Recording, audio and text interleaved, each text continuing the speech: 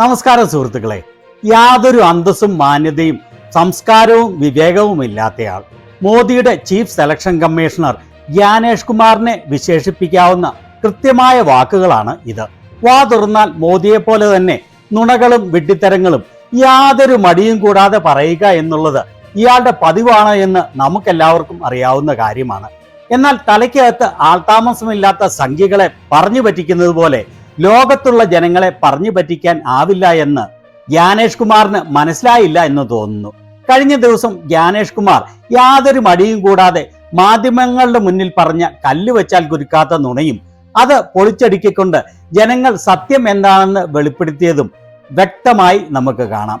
ഇത്തരം കള്ളത്തരങ്ങൾ നിങ്ങളുടെ മുന്നിൽ തുറന്നു കാണിക്കുന്ന ഈ ചാനൽ ഇഷ്ടപ്പെടുന്ന സബ്സ്ക്രൈബ് ചെയ്യാത്തവർ സബ്സ്ക്രൈബ് ചെയ്യാൻ മറക്കല്ലേ. ആദ്യം നമുക്ക് ഡിസംബർ 1-ാം തീയതി ജ്ഞാനേഷ് കുമാർ യാതൊരു സങ്കോചവും കൂടാതെ മാധ്യമങ്ങളുടെ മുന്നിൽ വെച്ച് പറഞ്ഞ കല്ല് വെച്ച നുണ എന്താണ് എന്ന് കേൾക്കാം. The world recognizes successful conduct of free, fair and transparent elections in India, and therefore, for the first time in its history of 30 years, the prestigious group of 37 democratic countries of the world have invited India to chair the International Institute for Democracy and Electoral Assistance, International IDEA. This is a moment of immense pride for all the citizens of India and for all the election officials. Jai Hind, Jai Bharat.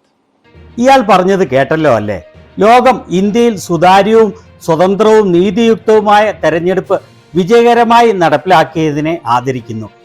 അതിനാലാണ് കഴിഞ്ഞ 30 വർഷത്തിനിടെ ആദ്യമായി 37 ജനാധിപത്യ രാജ്യങ്ങളുടെ ഗ്രൂപ്പായ international institute for democracy and electoral അസിസ്റ്റൻസിന്റെ chair ചെയ്യുന്നതിന് ഇന്ത്യയെ ക്ഷണിച്ചത്. അത് ഇന്ത്യയിലെ പൗരന്മാർക്കുള്ള അതീവമായ അഭിമാനത്തിന്റെ നിമിഷങ്ങളാണ് എന്ന്. എന്നാൽ ഇയാൾ പറഞ്ഞത് ഞാൻ മുൻപ് പറഞ്ഞതുപോലെ കല്ലുവെച്ച നുണയാണ്.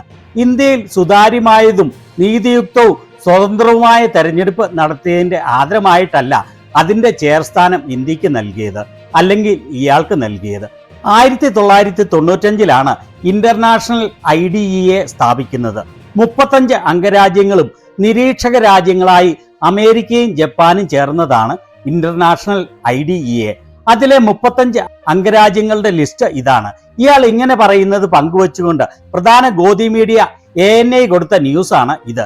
ഇങ്ങനെ ന്യൂസ് കൊടുക്കുമ്പോൾ ഇയാൾ പറഞ്ഞത് തെറ്റാണ്, എന്തെങ്കിലും പ്രത്യേക കാര്യം ചെയ്തതിന്റെ പേരിലല്ല ഇന്ത്യക്ക് ഇപ്പോൾ ചെയർമാൻഷിപ്പ് കിട്ടിയിരിക്കുന്നത് എന്ന് വ്യക്തമാക്കണമെന്ന് അവർക്ക് തോന്നിയില്ല.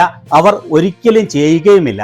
ഇയാൾ ഈ പറഞ്ഞത് അതേപടി കാണിച്ചുകൊണ്ട് ഇത് ഇയാൾക്ക് ഇന്ത്യയിൽ സ്വതന്ത്രമായ തെരഞ്ഞെടുപ്പ് നടത്തിയതിന് ആദരമായി നൽകിയതാണ് എന്ന് പറഞ്ഞ് നാണംകെട്ട പത്രക്കുറിപ്പ് ഇറക്കാനും സെലക്ഷൻ കമ്മീഷൻ മടി കാണിച്ചില്ല.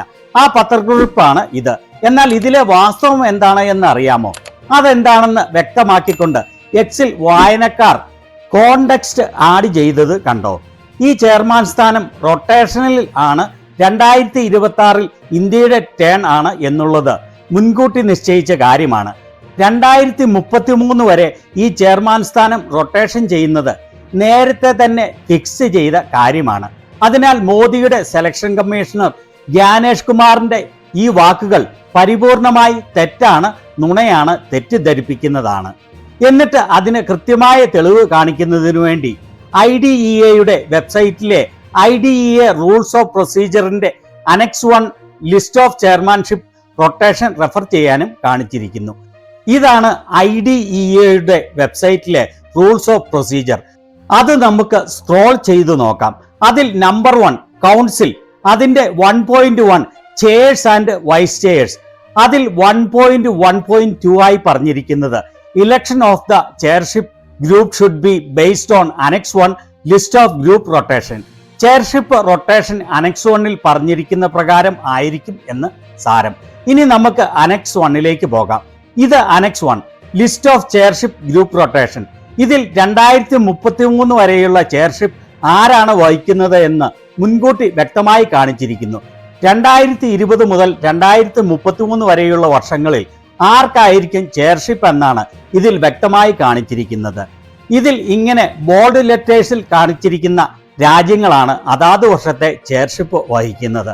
അതായത് 2020 Sweden, 2021 Australia, 2022 Canada, 23 Netherlands, 24 Luxembourg, 25 Switzerland, അടുത്ത വർഷം 2026 ഇന്ത്യ, പിന്നീട് 2027 south Africa, 2028 Brazil, 2029 Switzerland, 2030 Botswana, 2031 ബാർബദോസ്, 2032 Finland, 2033 Tunisia.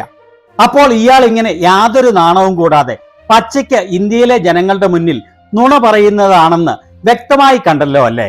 ഇയാൾ ഒരു IAS ഉദ്യോഗസ്ഥൻ ആയിരുന്നു.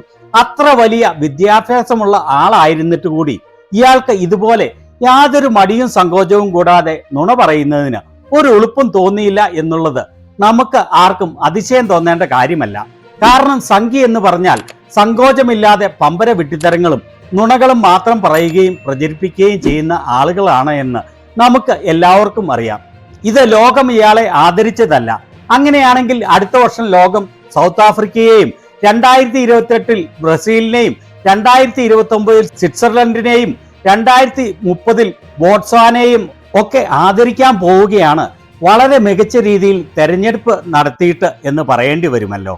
എന്നാൽ ഈ ഒരു രാജ്യങ്ങളും ഇത്തരത്തിലുള്ള പച്ചക്കള്ളം പറയുകയോ പ്രചരിപ്പിക്കുകയോ ചെയ്യുകയില്ല എന്ന് 100% ഉറപ്പാണ്. കാരണം ലോകത്തിലെ ഏറ്റവും വലിയ കള്ളന്മാരും കൊള്ളക്കാരും കെട്ടവന്മാരും കൂടി ചേർന്ന ഒരു സംഘം ഇന്ത്യയിൽ മാത്രമേ ഉള്ളൂ, സംഘികൾ എന്ന് പറയുന്ന BJP ക്ലാൻ. ഇത് വ്യക്തമാക്കുന്ന കാര്യം ഇയാളുടെ വായിൽ നിന്ന് വരുന്ന എല്ലാ വാക്കുകളും വെറും നുണകളാണ് എന്നുള്ളതാണ്. ഇയാളുടെ SIR-ഉം വോട്ടേഴ്സ് ലിസ്റ്റ് പ്യൂരിഫിക്കേഷൻ ചെയ്യാനുള്ള ആ വ്യഗ്രതയും എന്തിനാണ് എന്നും ഇനി സംശയമുള്ളവർക്ക് കൂടി വ്യക്തമാക്കി തരുന്നതാണ് ഇയാളുടെ ഈ തരംതാണ നുണപറച്ചിൽ. ഇയാൾ തയ്യാറാക്കിയ വോട്ടേഴ്സ് ലിസ്റ്റ് എങ്ങനെയുള്ളതായിരിക്കും എന്ന് ഇപ്പോൾ ഒരു സംശയവും കൂടാതെ നമുക്ക് ഉറപ്പിക്കാം. എന്തുകൊണ്ടാണ് ഇത്രയും വിദ്യാഭ്യാസം ഉണ്ടായിട്ടും ഒരു സങ്കോചവും കൂടാതെ ഇത്ര വലിയ നുണ പറയാൻ ഇയാൾക്ക് സാധിക്കുന്നത്? പരിപൂർണ സംഖ്യകൾക്ക് കള്ളത്തരവും വിഡ്ഢിത്തരങ്ങളും ഒരു അലങ്കാരമായേ തോന്നൂ. ഇതിനാണ് വിദ്യാഭ്യാസമുണ്ടെങ്കിലും വിവരം ലവലേശമില്ല എന്ന് പറയുന്നത്. ഒരു സാധാരണ മനുഷ്യന്, അല്പം സംസ്കാരമുള്ള മനുഷ്യന് ഇതുപോലെ നുണ പറയാൻ ഒരിക്കലും സാധിക്കുകയില്ല എന്നുള്ളത് വസ്തുതയാണ്. എന്നാൽ സംഖ്യകൾ എന്ന് പറയുന്നത് സാധാരണ മനുഷ്യൻ അല്ലെന്ന് മാത്രമല്ല, മനുഷ്യനാണെന്ന് പോലും കരുതാൻ സാധിക്കുകയില്ല. മനുഷ്യരൂപം ഉള്ളതുകൊണ്ട് ആരും മനുഷ്യർ ആകുന്നില്ല. മനുഷ്യർ ആകണമെങ്കിൽ മനുഷ്യന്റെ ക്വാളിറ്റിയായ മനുഷ്യത്വവും വിനയവും സംസ്കാരവും വിവേകവും ഉണ്ടാകണം. ഇതോടെ 100% തെളിഞ്ഞിരിക്കുകയാണ് ഇന്ത്യയിൽ നടക്കുന്ന തെരഞ്ഞെടുപ്പുകളെല്ലാം പേരിന് തെരഞ്ഞെടുപ്പാണ്, എന്നാൽ യഥാർത്ഥത്തിൽ സെലക്ഷൻ ആണ് എന്ന്. ഇതുപോലെ പച്ചയ്ക്ക് നുണ പറഞ്ഞിട്ടും അത് നുണയാണ് എന്ന് ജനങ്ങൾക്ക് മനസ്സിലാക്കി കൊടുക്കാത്ത ഗോദി മീഡിയകളെ കുറിച്ചും യാതൊരു നാണവും മാനവും സംസ്കാരവും വിവേകവും ഇല്ലാതെ ജനങ്ങളുടെ മുന്നിൽ ഇതുപോലെ നുണ പറയുന്ന മോദിയുടെ ചീഫ് സെലക്ഷൻ കമ്മീഷണർ ജ്ഞാനേഷ് കുമാറിനെ കുറിച്ചും നിങ്ങളുടെ അഭിപ്രായം എന്താണ്?